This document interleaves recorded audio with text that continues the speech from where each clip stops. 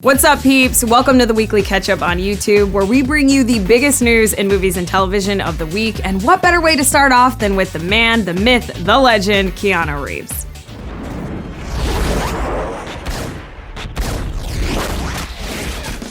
If you ever wondered how someone gets their own holiday, we may now have your answer, because on May 21st, 2021, both The Matrix 4 and John Wick 4 are scheduled to hit theaters, so let's discuss what everyone is calling Keanu Day right now on the Ketchup. When it was announced recently that the fourth installments of two huge Keanu Reeves movie franchises were being released on the same day, your reaction was probably something like, whoa. But now that the shock is worn off, we can take a closer look at both The Matrix 4 and John Wick 4 and see which one could win the box office and just Keanu Day in general. And I'll just stand here waiting on that Duke Kaboom spinoff. Let's kaboom! Now, the first Matrix movie turned 20 this year and has a certified fresh score of 88% on the Tomatometer. That was followed up by the certified fresh Matrix Reloaded and the rotten Matrix Revolutions, both released in 2003. And we know that Matrix 4 will be a continuation of the trilogy, which by the way made a combined $1.6 billion at the global box office. Carrie-Anne Moss is also returning to the franchise, and newcomers like Yahya Abdul-Mateen and Jonathan Groff are joining the cast. No word yet on if Lawrence Fishburne, who appeared in all three Matrix movies and the last two John Wick movies, will be returning to either franchise, but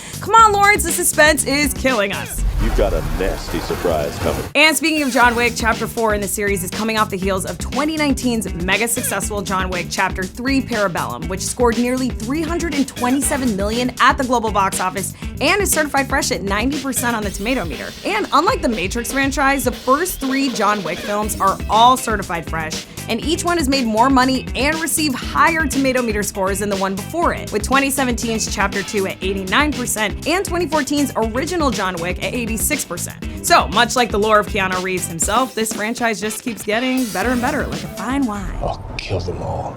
Of course you will. Now, not much is known about the fourth chapter in John Wick's journey, but after the cliffhanger ending from Chapter 3 that saw John shot off a roof by Ian McShane's Winston, only to be retrieved by the TikTok man, fans are curious to know if Winston truly turned on John or if he was actually helping him. Guess we'll have to wait till Keanu Day to find out. Isn't it fun just saying Keanu Day? So excited. What do you need? Guns. Lots of guns. So, which film will win Keanu Day? Well, you are your own best enemy. Based on the patterns we've seen, it would not be surprising to see The Matrix win at the box office, but also see John Wick win over critics and the Tomatometer. But really, aren't we all winners on Keanu Day? And by the way, before those two films turn a random Friday in May into the greatest day of 2021, Keanu is blessing fans with a reboot of yet another of his famous movie franchises when Bill and Ted Face the Music comes in August of 2020. So basically what I'm saying is 2019 was the year of Keanu, but 2020 will be too.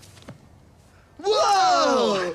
You're right! Alright friends, it's time to kick it over to you now. Which Keanu film are you gonna see first on May 21st, 2021? Or is the Keanu Sans just not doing anything for you? Let us know in the comments, and for more Keanu movie news, head on over to RottenTomatoes.com.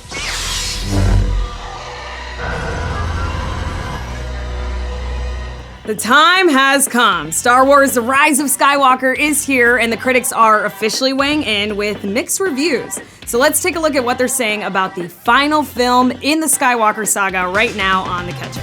As of the time of this taping, The Rise of Skywalker is coming in at 57% on the Tomatometer with 151 reviews. The critics' consensus is that it suffers from a frustrating lack of imagination, but concludes this beloved saga with fan-focused devotion. But it's Star Wars, and the reviews will keep coming, so stay tuned to Rotten Tomatoes for the latest updates. Now, fans and critics had a lot of questions going into The Rise of Skywalker, especially after 2017's The Last Jedi, which is certified fresh at 91%, but faced major backlash on social media over some of the decisions that were made. Let the past die. Kill it.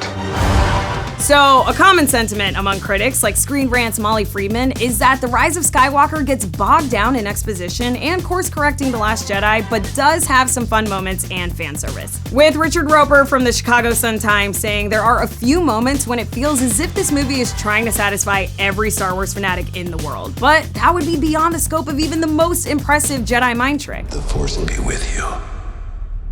Always. And many feel that one way Disney tried to correct the perceived problems with The Last Jedi, directed by Rian Johnson, was to bring back J.J. Abrams, who also directed The Force Awakens. And critics like IndieWire's Eric Cohn took notice of the attempts to play it safe by saying, Abrams excels at transforming established popular culture into a greatest hits showcase, and his return to the director's chair signaled that Disney wanted more of the same. And Time, Stephanie Zacharek added, in its anxiety not to offend, it comes off more like fan fiction than the creation of actual professional filmmakers. A bot would be able to pull off a more surprising movie. Never underestimate a droid.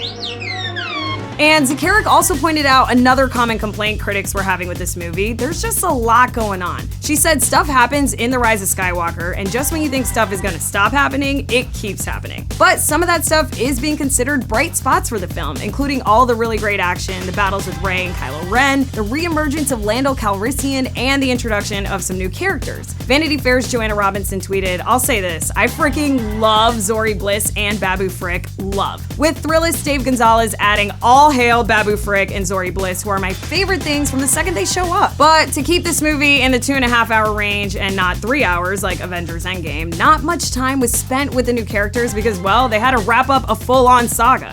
Long have I waited. And despite the flaws critics have found with the film, many feel it does hit the landing. Like the San Francisco Chronicle's Mick LaSalle, who wrote The Rise of Skywalker does the most important thing, the one thing it absolutely had to do, it ends well. And the Chicago Tribune's Michael Phillips said, it does the job. It wraps up the trio of trilogies begun in 1977 in a confident, soothingly predictable way. Others, like USA Today's Brian Truitt, weren't as satisfied, saying, after paying homage to everything that came before, this Star Wars ending is a too safe landing of a massive pop culture starship and a spectacular finale that misses a chance to forge something special. Alright guys, for all of you that are sad about the Skywalker Saga coming to a close, just know that the future of Star Wars is bright, and Kathleen Kennedy is actually expected to announce more Star Wars news in the new year. Alright peeps, it is now time for you to weigh in on a conversation we'll probably be having until the end of time. What are your thoughts? Are you excited to see The Rise of Skywalker? And what are you hoping to get from this film? Let us know all your feelings in the comments section. And for more Star Wars news, head on over to RottenTomatoes.com. Remember me?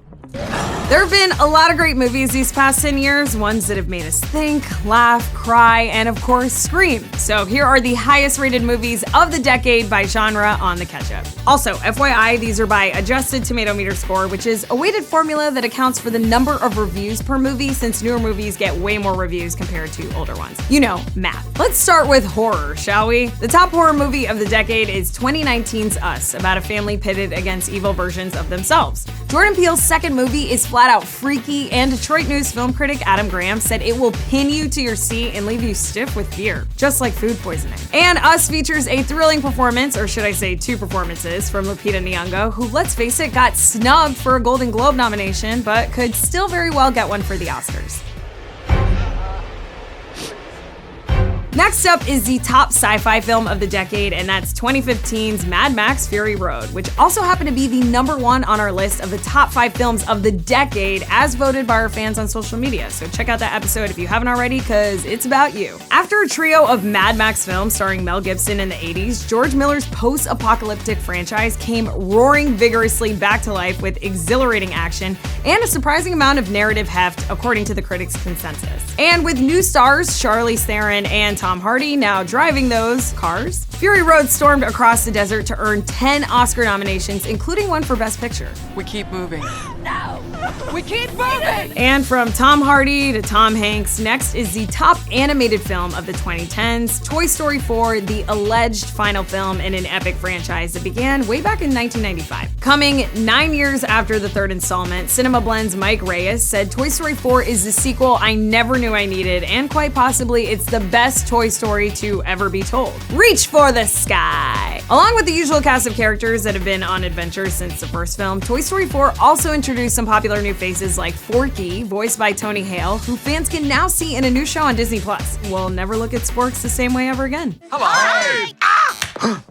He's a sport. Next up is the #1 comedy of the past 10 years, Booksmart. This 2019 film stars two high school academic superstars trying to cram 4 years of fun into one night before graduating. Been there. Booksmart is the directorial debut of Olivia Wilde, and the critics' consensus is that the film is fast-paced, funny, and fresh, adding a smart new spin to the coming-of-age comedy. Also, Skylar Gisondo as Jared is literally the new McLovin. Prepare to get bashed! Not in like a violent way, completely consensual bash. Prepare to get consensually bashed. I'll say, I'll have him change it. And finally, for the most super genre of them all, 2018's Black Panther is the top superhero movie of the past decade by adjusted Tomatometer. With Chadwick Boseman as Black Panther and Ryan Coogler as writer and director, this film crossed the $1 billion mark at the worldwide box office on its way to becoming a cultural phenomenon. And Black Panther wasn't just a superhero movie. It picked up 3 Oscars in categories like score and costumes, along with the nomination for Best Picture. And forget the decade, Richard Roper from the Chicago Sun-Times said Black Panther is one of the best superhero movies of the century. Mic drop, Wakanda Forever, sequel coming in 2022. My king. Stop it.